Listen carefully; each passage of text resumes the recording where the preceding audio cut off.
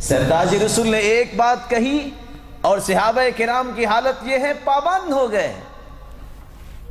آج بیسیوں روایتیں ہم سنتے ہیں فاعف اللحا، داڑھی کو معاف کر دو، کسی کو سمجھ نہیں آتی.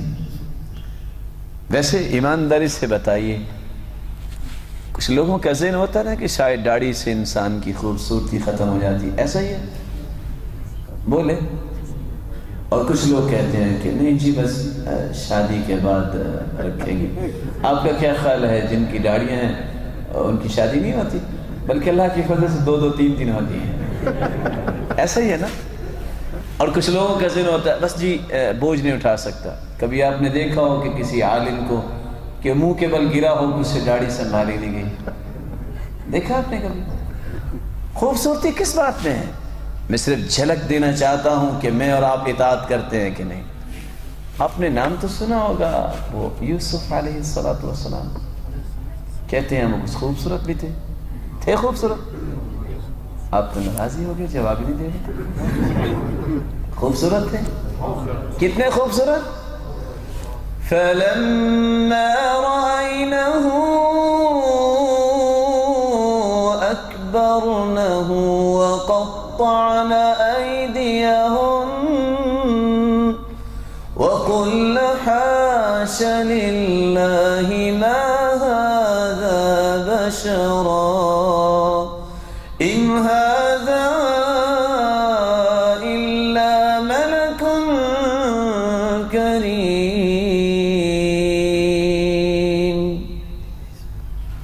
مصر کی شہزادیوں نے جب یوسف علیہ السلام کو دیکھا، ان کی داڑھی تو تھی نا، دیکھتی ہی رہ گئی اور کیا کر بیٹھی؟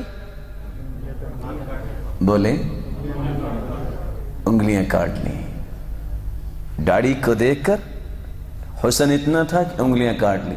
سچ بتائیے کسی کتاب میں اپنے پڑھا یا لکھا ہو کہ کسی میرے بھائی جو بھولا ہوا ہے اس کی شیو کو دیکھ کے کسی عورت نے ناخن بھی کاٹا ہو؟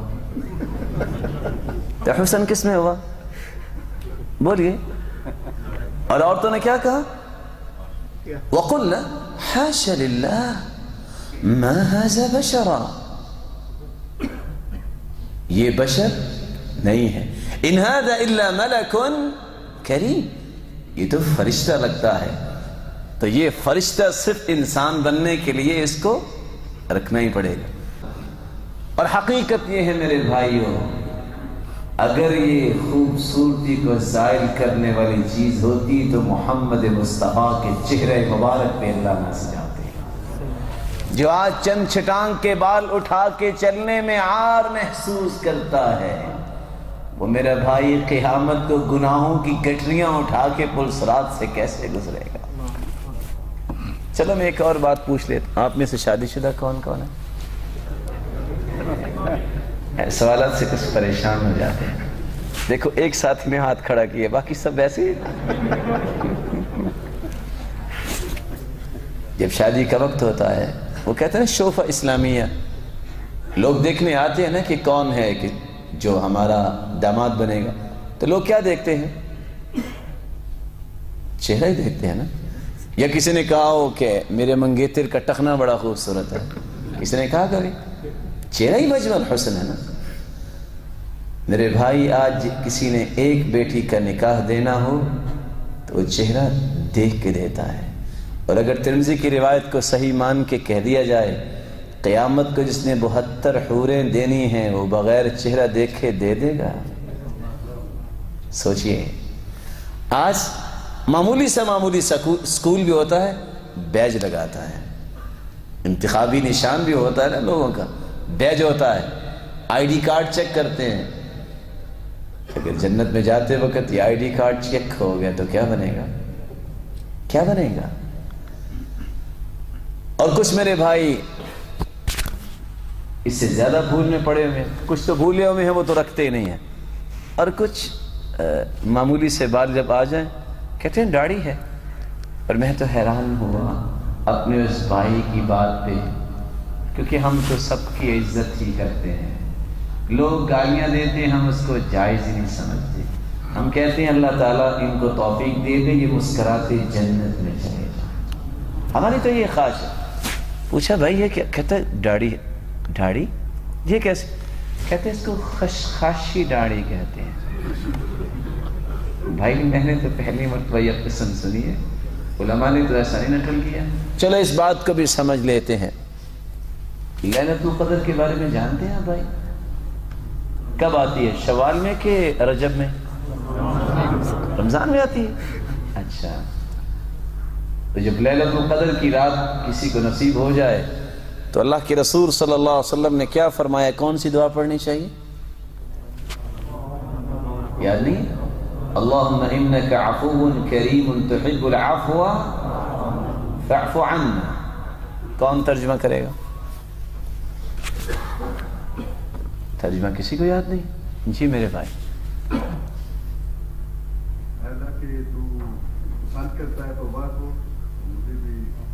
معاف کر دے، اللہ آپ کو عزت سے نوازے. مجھے بھی معاف کر دے. کیا